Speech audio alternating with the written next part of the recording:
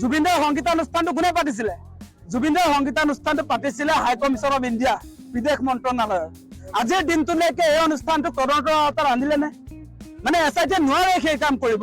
গতিকে আমি সেইকাৰণে কৈছো যে SIT-য়ে কি তদন্ত কৰিছে, এই তদন্তটো হ'ব আধৰুৱা তদন্ত। মানে আমি প্ৰথম দিনটোৰ পৰা এই কথা কৈ আছো। আমাৰ মূল কথাটো হৈছে জুবিনদাক আমি ন্যায় দিব লাগিব। জুবিনদা অসমীয়া জাতিৰ প্ৰাণৰ স্পন্দন, আমাৰ জাতীয় সম্পদ, অসমীয়া জাতিৰ একতাৰ প্ৰতীক জুবিনদা। জুবিনদাক হেৰুৱাই অসমবাসী ৰাইজে কি অৱস্থাত আছে আপোনালোকে দেখিছে। আৰু সেই মানুহজনক লৈ ৰাজনীতি কৰাটো কোনো কাৰণতে শুভ লক্ষণ নহয়। আৰু যিবিলাকে ৰাজনীতি কৰিছে, বিশেষকৈ মুখ্যমন্ত্ৰী হিমন্ত বিশ্ব শৰ্মাই ৰাজনীতি কৰা আমি দেখিছো, আৰু তেওঁ ৰাজনীতি বেছি দিন নিটিকিব। সেই কথা আমি স্পষ্ট কৰি দিছো। আমি কৈছো যে আপোনাৰ ছিংগাপুৰত য়ট পাৰ্টি কোনে আয়োজন কৰিছিলে? ছিংগাপুৰৰ য়ট পাৰ্টিত যোৱাৰ কাৰণে জুবিনদা সাগৰত সাঁতুৰিবলৈ গৈ মৃত্যু হ'ল বা হত্যা কৰা হ'ল তেখেতক। গতিকে য়ট পাৰ্টিৰ অৰ্গেনাইজাৰ কোন? য়ট পাৰ্টিৰ অৰ্গেনাইজাৰ হৈছে আপোনালোকে জানে তন্ময় ফুকন, আছাম এছ'চিয়েশ্যনৰ এগৰাকী মানুহ। তন্ময় ফুকন এই পাৰ্টিটোৰ অৰ্গেনাইজাৰ। গতিকে তন্ময় ফুকনক আপোনাৰ কেৱল ষ্টেটমেণ্ট লৈ অসমৰ পৰা পঠিয়াই দিলে। ছিংগাপুৰত যিমান আছাম এছ'চিয়েশ্যনৰ ব্যক্তি আছিলে সকলোকে হিমন্ত বিশ্ব শৰ্মাৰ নেতৃত্বত গঠন হৈ SIT-য়ে তদন্তৰ নামত কেৱল ষ্টেটমেণ্ট ল'লে। ষ্টেটমেণ্ট লৈ তাৰ পাছত আপোনাৰ VVIPৰ নিচিনাকে গোটেই নিৰাপত্তাৰ ব্যৱস্থা কৰি দি আপোনালোকৰ সাংবাদিকেও একো সুধিব নোৱাৰে, তেনেকুৱা ফেচিলিটিজ দি তেওঁলোকক আকৌ ঘূৰাই পঠিয়াই দিলে। তেওঁ কয় যে মেধাৱী ল'ৰা, চোকা চোকা ল'ৰা ছিংগাপুৰত থকা মানুহবিলাক। চোকা চোকা ল'ৰা হ'লে আমাৰ প্ৰাণৰ স্পন্দন জাতীয় সম্পদ জুবিনদাৰ নিচিনা এগৰাকী শিল্পীক তেওঁ মাৰি পেলাব পাৰিব? সেইটো আমি কেতিয়াও নামানো। সেই কথা আমি আগতেও কৈছো।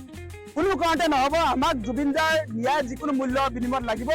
আৰু এনেকুৱা যিবিলাক তদন্ত চলিছে আপোনালোকে দেখিছে নে নাই? এতিয়া তদন্তৰ নামত তেওঁলোকে বিহু কমিটি বিলাকক মাতি আছে।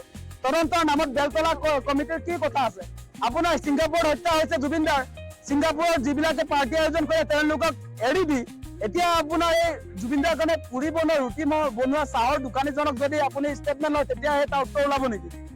আপোনালোকে গোটেই কথা বতৰাবিলাক চাওক। স্পষ্ট যে এই যি SIT-ৰ তদন্ত চলিছে সেইটো আমি সুখী নহয়, অসমৰ কোনো মানুহে বিশ্বাস কৰিব নোৱাৰে।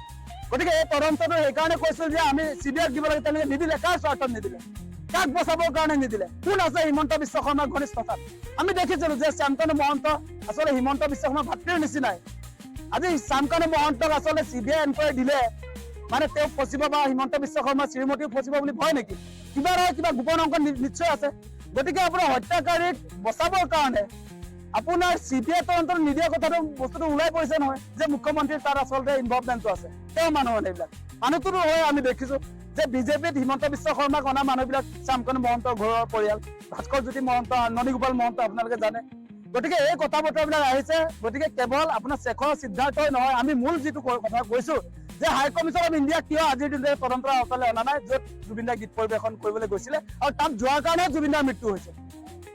গতিকে আপোনালোকে এটা কথা চাব যে ভাৰত চৰকাৰৰ এটা অনুষ্ঠানে যেতিয়া তাত ছিংগাপুৰত আমাৰ অসমৰ শিল্পীগৰাকীক লৈ যায়, তাত গৈ পোৱাৰ পাছত ছিংগাপুৰত কিয় তেওঁ নিৰাপত্তাৰ ব্যৱস্থা নকৰিলে? সেই কথা বতৰাবিলাক আহিছে নহয়। আজি অনুষ্ঠান এটা আপুনি পাতিব, এই অনুষ্ঠানটোলৈ অহা মানুহজনক যদি আপোনাৰ অনুষ্ঠানটোৱে কোনো ধৰণৰ দায়বদ্ধতা নলয়, তাতে মৰাৰ পাছত তেওঁলোকে ৰেছপনচিবল নহয় বুলি ক'লে এইটো কোনোবাই বিশ্বাস কৰিব নেকি?